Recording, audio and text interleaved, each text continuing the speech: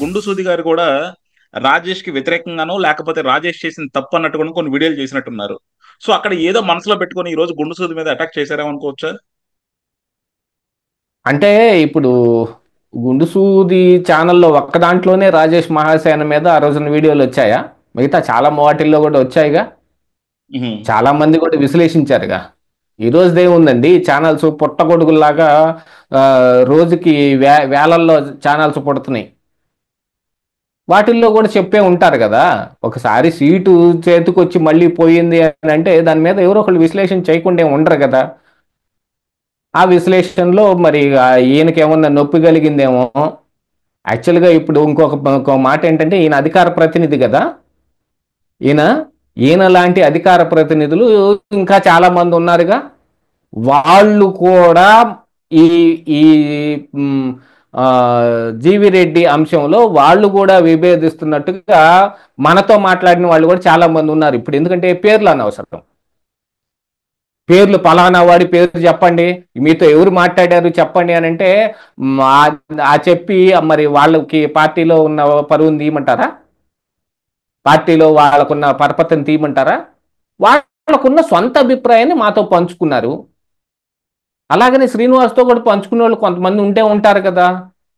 ఆ విషయాన్నే మరి శ్రీనివాస్ చెప్తుంటాడేమో. దానికి ఈయనకెందుకు అంత కోపం వస్తుంది? అంటే టీడీపీని విమర్శించకూడదా?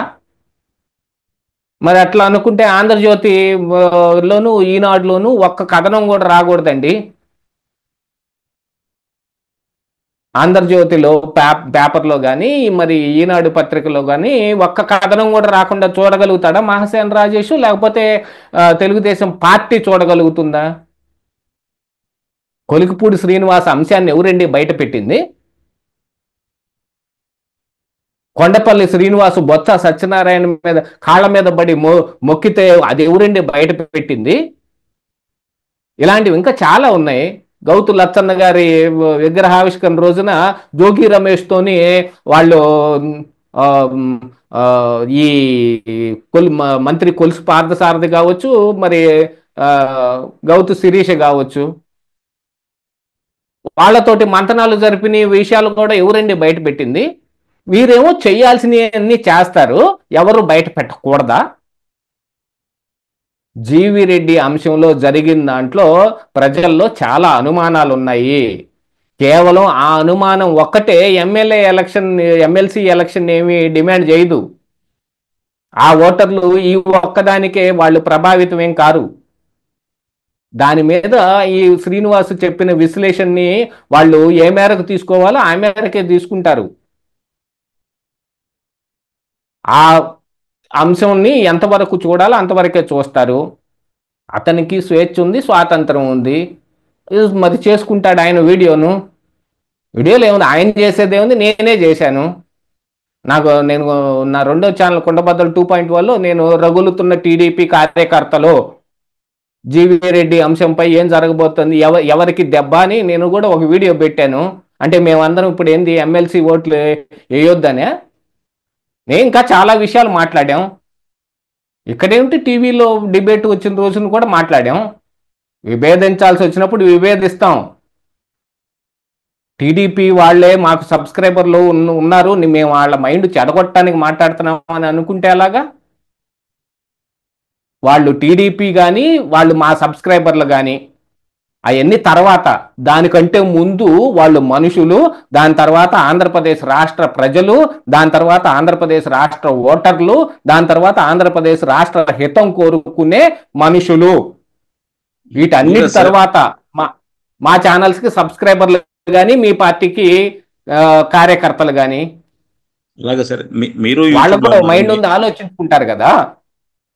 మీరు యూట్యూబ్ లో ఉన్నారు, నేను ఉన్నాను, అలాగే మహాసేన రాజేష్ ఉన్నాడు. ఏదైతే ప్రజలు నమ్ముతారో, ఏదైతే ప్రజల్లో ఉందో ఆ టాపిక్ మీద చేస్తే తప్ప మనకి జనరల్ గా మనం ఆ వ్యూస్ కానీ ఆ రెస్పాన్సెస్ కానీ ప్రజల నుంచి రావు. ఆ రోజు చంద్రబాబు గారు అంటే జీవి రెడ్డి గారు ఇప్పుడు అందరికి అదొక తప్పుడు అభిప్రాయమేనండి. నేను మీ అభిప్రాయాన్ని నేను విభేదిస్తున్నాను. నేను ఆ రోజు ఉన్న అంశం మీద చేస్తేనే వ్యూస్ వస్తాయి అని అనుకుంటే టీవీలు కానీ పత్రికలు కానీ అసలు ఏ అంశాన్ని ప్రచురించడానికి లేదు. వాళ్ళు కూడా ఆ రోజు ఉన్నదే కదా ప్రచురిస్తారు. నేను అనేది ఆ అది రోజు అంటే ప్రజల్లో జరుగుతుంది. దీన్ని ఏంటంటే ఏం జరుగుతుందనేది ప్రజల దాకా తీసుకెళ్ళటం, ప్రజల్లో ఏం జరుగుతుందనేది నాయకుల దాకా అందించటం అనేది ఈ మీడియా యొక్క బాధ్యత. మీడియా అనేది ఒక వారధి, బ్రిడ్జ్ లాంటిది. అదే అంటే నేను చెప్పొచ్చేది ఏంటంటే బేసిక్ గా అక్కడ కింద కామెంట్స్ ని ఆయన ఒక ఎగ్జాంపుల్ గా చూపిస్తున్నారు. ఈయన వల్ల ఇంతమంది ఇన్ఫ్లుయెన్స్ చెందారు, ఇంతమంది ఈయన వల్ల నెగిటివ్ గా చంద్రబాబు మీద గారు పోస్ట్ పెడుతున్నారని. వాళ్ళు ఆయన వల్ల ఇన్ఫ్లుయెన్స్ చెందలా, వాళ్ళందరూ కూడా అదే అభిప్రాయంతో ఉన్నారు కాబట్టి ఆ వీడియోలు వాళ్ళందరూ చూశారు, ఆ వీడియో మీద. ఇన్ఫ్లుయెన్స్ ముందుగానే అయిపోయి పోస్టులు పెడుతున్న దాని మీద కానీ, వాళ్ళందరూ ఇన్ఫ్లుయెన్స్ అయిపోయి మాట్లాడుతున్న దాని మీద కానీ వీడియోలు చేస్తాం మనం. ఉహు. అది ప్రజల్లో చర్చ కాబట్టి. ప్రజల్లో ఉన్న చర్చని నాయకుల దాకా, అధికారంలో ఉన్న వాళ్ళ దాకా తీసుకెళ్లటం అనేది మన బాధ్యత. దాంతో పాటుగా అధికారంలో ఉన్న వాళ్ళు ఏం చేస్తున్నారు, వాళ్ళ దాని వెనకున్న కారణాలు ఏమిటి, ఇది నిజమా ఇది అబద్ధమా, వాళ్ళు ఏం మాట మాట్లాడుతున్నారు, వాటన్నిటిని ప్రజల దాకా చేరవేయటం అనేది మీడియా యొక్క బాధ్యత. అందుకనే కదా గతంలో ఎప్పుడు నేను ఎప్పుడు ఒక మాట చెబుతుంటాను. నేను కొండబద్దల ఛానల్లోకి వచ్చిన దగ్గర నుంచి కూడా నేను చెప్పే ఒక మాట ఒకటి: జగన్మోహన్ రెడ్డి బయటకు మాట్లాడే మాట ఒకటి ఉంటే లోపల ఇన్నర్ వాయిస్ వేరే ఉంటది. దానికి చాలా ఉదాహరణలు కూడా చెప్పాను. ఇంగ్లీష్ మీడియం పెట్టాలంటే తెలుగు మీడియం తీసేయాల్సిన పని లేదు. కానీ జగన్మోహన్ రెడ్డి ఏం చెబుతాడు, వెంటనే రెండో మాట మాట్లాడేస్తాడు: మీ పిల్లలు ఎక్కడ చదువుతున్నారు, ఏ కాన్వెంట్లో చదువుతున్నారు, మీ పిల్లలు మాత్రం ఇంగ్లీష్ చదువులు చదవాలా, పేదవాడి మాత్రం తెలుగు చదివి చచ్చిపోవాలా అన్నట్టు మాట్లాడతాడు. కానీ ఆయనకున్న ఉద్దేశం వేరు. గోడలకు రంగులు వేయడానికి 4,000 కోట్ల రూపాయలు ఖర్చు పెట్టాడు, మళ్ళీ తెల్లసున్నం కొట్టాల్సి వచ్చింది. ఎందుకు కొట్టాడు అది? ఎక్కడ చూసినా సరే వైసీపీ రంగు మాత్రమే కనపడాలి అనే ఉద్దేశంతో కొట్టాడు. దానికి ఏం మాట మాట్లాడతారు అంటే, గోడలకు సున్నాలు వేస్తే కూడా తప్ప అని మాట్లాడతాడు. అమరావతిని చంపేయాలి, అమరావతిని అభివృద్ధి లేకుండా చేయాలి, అసలు అమరావతిని రాజధాని లేకుండా చేయాలి అనే ఏకైక లక్ష్యంతో 3 రాజధానులు తీసుకొస్తాను, 3 ప్రాంతాలు అభివృద్ధి చేస్తానని చెప్పాడు. దాని వెనకున్న మోటో ఏమిటో మనకు తెలియదు. ఆ రోజున జగన్మోహన్ రెడ్డి మీరు చెప్పలేదా? మనం ఈ మహాసేన రాజేష్ మాట్లాడలేదు ఆ రోజున? ఈ రోజున టీడీపీ అధికారంలో ఉంది కాబట్టి వాళ్ళ మీద మాట్లాడాల్సిన పని లేదు అని అనుకుంటే పొరపాటు. అది తప్పు ఎవరు చేసినా మాట్లాడి తీరాల్సిందే. ఈరోజు ఒక విషయం బయటకు వస్తూ ఉంది. మరి తిరువూరు ఎమ్మెల్యే కొలికిపూడి శ్రీనివాసు పెట్టి డిలీట్ చేసిన కొన్ని ట్వీట్ల గురించి కానీ, మాట్లాడిన కొన్ని ప్రైవేటు చాటింగ్ల గురించి కానీ మాటలు జరుగుతున్నాయి. ఈ రోజున టీడీపీలో ఉండాలంటే ఉప్పు కారం తింటాం మానేయాలి అని ఆయన ఏదో వ్యాఖ్యలు చేసినట్టుగా చాలామంది మాట్లాడుతూ ఉన్నారు. దాని గురించి చెప్పండి. మరి ఆయన మీ ఎమ్మెల్యేనే కదా, ఆయన గురించి మరి ఆయన మీద ఏం చర్యలు ఎందుకు తీసుకోరు? ఎందుకని? మమ్మల్ని ఎక్స్పోజ్ చేసింది చాలు. కావాలంటే మిమ్మల్ని చాలా ఎక్స్పోజ్ చేయగలం. మీరు గతంలో చాలా మాటలు మాట్లాడతారు కదా, రాజకీయం వచ్చి రంగు పూసుకోగానే అయిపోదు. గతం నుంచి కూడా మన ఉద్దేశాలు కానీ మన అభిప్రాయాలు కానీ చాలా ఉండాలి. ఇదే మహాసేన రాజేష్ గతంలో మాట్లాడిన ఒక మాటనే విశ్లేషిద్దామండి. ఆ మాట విని ఎంతమంది ఆ పని చేశారో చూడాలి. ఇప్పుడు మహాసేన రాజేష్కి కూడా వ్యూస్, ఛానల్స్లో వ్యూస్ బాగానే వస్తాయి. ఆయన అసలు ఓ పెద్ద సేనని పెట్టుకొని ఆయన ఒక గ్రూప్ని మెయింటైన్ చేస్తూ ఉన్నాడు. ఇవన్నీ చూసుకునే కదా ఆయనకి ఎమ్మెల్యే టికెట్ వచ్చింది. మరి గతంలో ఆయన చెప్పిన మాట ఒకటి గుర్తుందా మీకు? అసలు మీ నోటీస్కి వచ్చిందా? ఈ అగ్ర కులాల అమ్మాయిలు మొత్తాన్ని మీరు కడుపు చేసి రండి, నేను తల ₹1,00,000 ఇస్తాను, కొంత డబ్బులు ఇస్తానని ఏదో కొన్ని వ్యాఖ్యలు చేశాడు. మరి దానికి ప్రభావితం అయిపోయి ఎంతమంది ఆ పని చేశారు? ఆ డేటా ఏమన్నా రాజేష్ దగ్గర ఉందా? దానికి ఇప్పుడు ఏమన్నా రాజేష్ బాధ్యత వహిస్తాడా? ఎవరన్నా ఒక అమ్మాయికి నిజంగానే ఇతని మాటిని ఎవరన్నా ఆ పని చేస్తే ఎంత నీచంగా ఉంటుంది? ఇది చాలా సీరియస్ ఇష్యూ చెబుతున్నాను. ఎవరు పట్టించుకోలేదు కాబట్టి మెదలకుండా ఉంది ఇది. ఆయన ఛానల్స్లో ఓల్డ్ వీడియోస్ చూడండి. ఇప్పుడు వీడియోస్ అని ఓపెన్ చేసామనుకోండి, మరి లేటెస్ట్ నుంచి వచ్చేవి ఉంటాయి, పాపులర్వి ఉంటాయి, అట్లాగనే ఓల్డెస్ట్ నుంచి వచ్చేవి ఉంటాయి. ఓల్డెస్ట్ కొట్టి చూడండి. ఫస్ట్ ఈయన ఈ క్రిస్టియానిటీని భుజాన్ని ఎత్తుకొని ఆ, హిందూ ధర్మం కోసం అని కొంతమంది కొన్ని సంస్థలు పెట్టుకుని కొంతమంది వచ్చారు. ఆ, ఎవరు ఒక పేరు ఏదో ఉండాలండి, శివశక్తి అని ఒక ఆర్గనైజేషన్ ఒకటి, ఇంకొక అతను ఎవరో ఒక అతను ఉండాలి, అంబేద్కర్ మీద వ్యాఖ్యలు చేస్తూ ఉంటాడు, కొంచెం లావుగా బొద్దుగా ఉంటాడు, ఆయన పేరేందో నాకు గుర్తులేదు కానీ అంబేద్కర్ మీదనే ఎక్కువ వ్యాఖ్యలు చేస్తుంటాడు. యాక్చువల్గా ఆయన కూడా దళితుడే. ఆయన ఆయన మీద కానీ వీళ్ళందరి మీద కూడా ఈయన బాగా విరుచుకుపడ్డాడు ఆ రోజున. మరి అదేమైంది? ఆ ఇష్యూలు ఏమైపోయినాయి?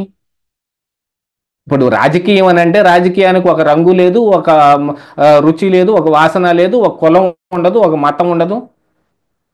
సెక్యులర్ అనేదే మాత్రమే ఉంటది. మరి మీరు ఆ రోజున పెట్టిన వీడియోలు ఏమైపోయినాయి? హిందుత్వానికి వ్యతిరేకంగా పెట్టిన వీడియోలు. వాటన్నిటిని ఈరోజు మేము పరిగణలోకి తీసుకున్నామా? తీసుకోలేదుగా. మీకు ఎమ్మెల్యే సీట్ వచ్చింది అనగానే ఫస్ట్ ఆనందపడిన వాళ్ళం మేమే. ఆహా, మన సోషల్ మీడియాలో నుంచి ఒక అతను పాపులర్ అయిపోయి ఎమ్మెల్యే సీటు దాకా వెళ్ళాడని మనం ఆ రోజున కూడా మాట్లాడుకున్నాంగా. మీ ఛానల్లో వీడియో చేసాం, మా ఛానల్లో వీడియో చేసాం. కాకపోతే మనం ఆయన సీటు వదిలేసుకున్నాడో లేకపోతే వదిలిచ్చారో, వదిలేసుకోమని చెప్పి వేరే ఇవ్వటం జరిగిందో అదైతే మనకి తెలియదు. కానీ ఆ రోజున మనం మాట్లాడలేదుగా. ఎందుకు పుండు మీద కారం చల్లినట్టు ఎందుకు ఈ మాటలని? ఇప్పుడు ఆ పుండు మీద కారం మీరు చల్లకూడదు. ఈ అధికారంలో ఉన్నప్పుడు మీరు ఇంకా ఎక్కువగా జాగ్రత్తగా ఉండాల్సిన అవసరం ఉంది. రాజేష్కి అయితే నేను ఒకటే మాట చెప్పదలుచుకున్నా, అద్దాల మేడలో ఉండి నువ్వు రాయి వేయకూడదు రాజేష్. నువ్వు ఇప్పుడు అద్దాల మేడలో ఉన్నావు, నువ్వేసిన రాయికైనా అద్దం పగులుతుంది, నువ్వేసిన రాయి ఎవరికన్నా తగిలితే వాళ్ళు తిరిగి రాళ్ళేస్తే నీ అద్దమే పగులుతుంది. రాజకీయంలో ఉండటం అంటే అద్దాల మేడలో ఉన్నట్టు లెక్క. అద్దాల మేడలో ఉండి ఎవడి మీద రాయేయకూడదు. ఎవరన్నా వేసినా కూడా దులుపుకొని వెళ్ళిపోవాలి.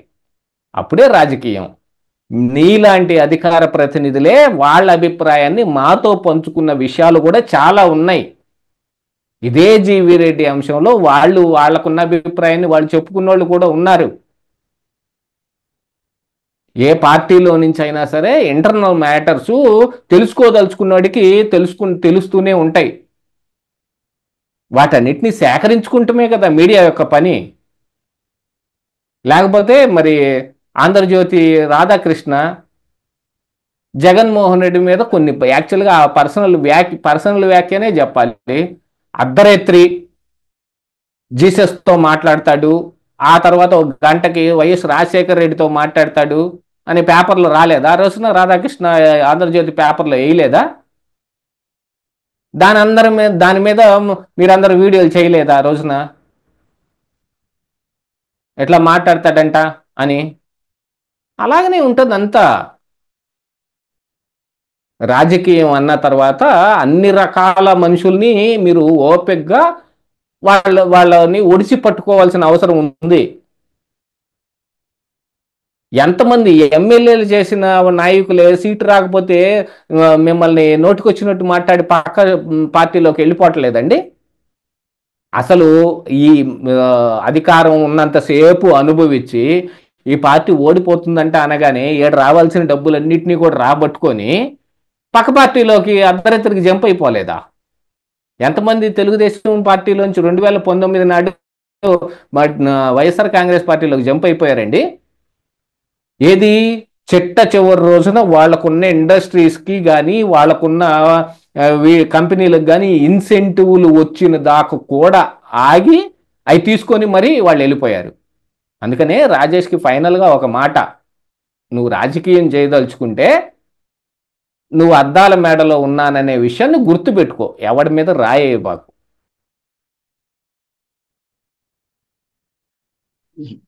చూద్దాం సార్, డెఫినెట్ గా. ఎందుకంటే మహాసేన రాజేష్ ఇంకా నేను ప్రతిపక్షంలో ఉన్నాను, లేకపోతే 2024 ముందు చేసినట్టే వీడియోస్ చేసుకుందాం అనుకుంటున్నారు. కాకపోతే అప్పటికి ఇప్పటికి సిచ్యువేషన్ చాలా మార్పు. అలాగే మీరు చెప్పినట్టు ఏంటంటే మహాసేన రాజేష్ ఎమ్మెల్యే ఇచ్చినప్పుడు ఎంత పొగిడామో, ఎమ్మెల్యే పోయినప్పుడు కూడా మనము విమర్శించాం. ఎందుకంటే కొన్ని చోట్ల ఆయన సహనం, సైలెన్స్ అనేది చాలా ఇంపార్టెంట్ అనమాట. సో అలాంటప్పుడు సైలెంట్ ఉండకుండా నేనే సీట్ ఇచ్చేస్తాను, కావాలంటే నేనే రాజీనామా చేస్తాను, లేకపోతే నేనే వదులుకుంటాను పార్టీ కోసం అన్నారు. సో చివరికి అదే అయింది. అండ్ అలాగే ఈయన ఈ రోజు ఇన్ని నీతులు చెప్తున్నారు. మరి అప్పుడు పవన్ కళ్యాణ్ కి వ్యతిరేకంగా ఎలక్షన్ 2 రోజుల ముందు కూడా ఈయన చేసిన వీడియోలు ఏంటో కూడా మనం చూసాం. మరి అప్పుడు కూటమిలో ఇద్దరు ఉన్నారు కదా, ఇద్దరు ఉన్నప్పుడు నువ్వు వాళ్ళకి వ్యతిరేకంగా ఎలా వీడియోలు చేస్తావు? అంటే నువ్వు ఆ రోజు తెలుగుదేశానికి చంద్రబాబుకి ఇచ్చిన గౌరవం ఏంటి? ఇలాంటివి చాలా వస్తాయి. సో అద్దాల మేడలో కూర్చొని వీళ్ళు రాజకీయాల్లో ఉండి వీళ్ళు ఇంకొకరి మీద మాత్రం డెఫినెట్ గా రాళ్ళు విసరించకూడదు. Thank you sir, thank you very much.